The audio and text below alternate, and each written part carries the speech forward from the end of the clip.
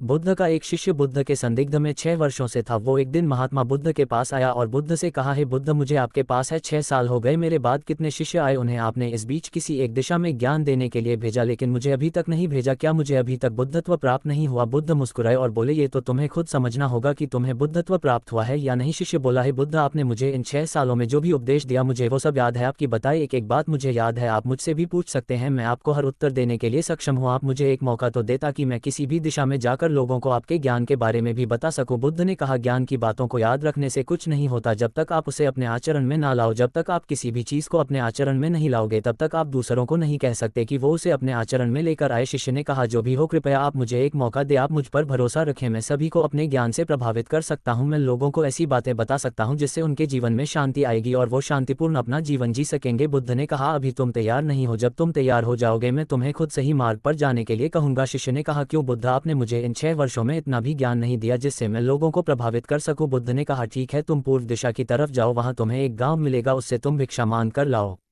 और वहां के लोगों को अपने ज्ञान से मदद करना। कल सुबह तुम वहां अकेले जाना और शाम को आकर मुझे बताना तुमने कैसे वहां के लोगों की मदद की। वह शिष्य ये सब सुनकर बेहद खुश हो गया और बुद्ध का आशीर्वाद लेकर चला गया और वह रात भर ज्ञान समेटता रहा और मन ही मन सोच रहा था कि मैं कल ऐसे ज्ञान की छाप छोड़ूंगा कि वहां के लोगों के साथ बुद्ध भी मुझसे प्रभावित हो जाएंगे। सुबह उठकर वो महात्मा बुद्ध को प्रणाम करने गया। उन्हें प्रणाम कर वह पूर्व की तरफ निकल गया। शाम को जब वह वापस आया तो बुद्ध ने देखा कि उस शिष्य के माथे पर चोट लगी है और खून बह रहा है। बुद्ध ने उसे पट्टी की और पूछा, तुम्हें ये चोट कैसे लगी? शिष्य ने कहा कि बुद्धि, वहां के लोग बेहद दुष्ट हैं, उन्हें जरा भी बुद्धि नहीं है। मैं उस गांव में भिक्षा लेने गया पर किसी ने मुझे भिक्षा नहीं दी, सब मुझे गालियां दे रहे थे। एक व्यक्ति ने तो मुझे भी भिक्षा तो दी लेकिन नीचे फेंक कर और कहा, इसे उठा लो। मैंने उन्हें काफी समझाया लेकिन वह मेरी बात सुनने को तैयार ही नहीं थे। उल्टा उन्होंने मेरे साथ हाथापाई की जिससे मुझे चोट लग गई है। बुद्ध, आप मुझे दूसरी जगह भेजे जहाँ के लोगों में बुद्धि हो, इस तरह ना हो। बुद्ध उसकी बात सुनकर मुस्कुराए और बोले कि अगर तुम्हें दूसरे गाँव में भी ऐसे ही लोग मिले तब तुम क्या करोगे? शिष्य ने कहा, है बुद्ध, ऐसे लोगों को कोई ज्ञान नहीं दे सकता, वह लोग अज्ञानी है, उन्हें कौन समझाए? बुद्ध ने कहा, वह लोग अज्ञानी नहीं बल्कि ज्ञानी हैं।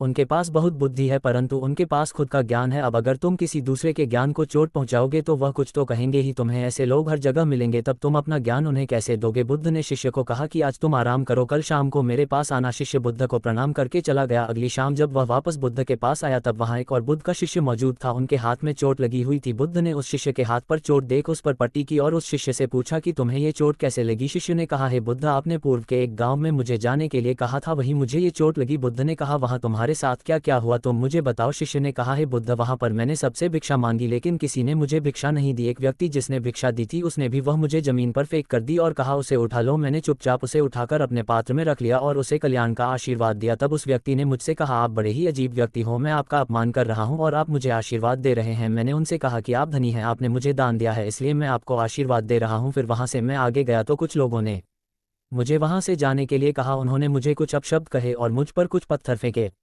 जिससे मुझे चोट लग गई। जब मैं वापस आ रहा था तब मैंने एक माँ को रोते हुए देखा, वह अपने बीमार बच्चे को लेकर चिंतित थी। मैं तुरंत जंगल से जाकर उसके लिए जड़ी बूटी ले आया लेकिन वहाँ के लोग मुझे जड़ी बूटी देने नहीं दे रहे थे। फिर मैंने उनसे विनती की कि वह मुझे उस बच्चे का इलाज करने दें, उसके बाद वो जैसा कहेंगे मैं ठीक वैसा ही करूँगा। फिर जिस व्यक्ति ने मुझे भिक्षा दी थी उसने गाँव वालों को समझाया, तब उन्होंने मुझे उस बच्चे को जड़ी बूटी लगाने दी। उसके बाद वह बच्चा ठीक हो गया। फिर गाँव वालों ने मुझसे अपने किए गए अभद्र व्यवहार के लिए क्षमा मांगी और मुझे धन्यवाद कहा। फिर मैं वहाँ से वापस आ गया।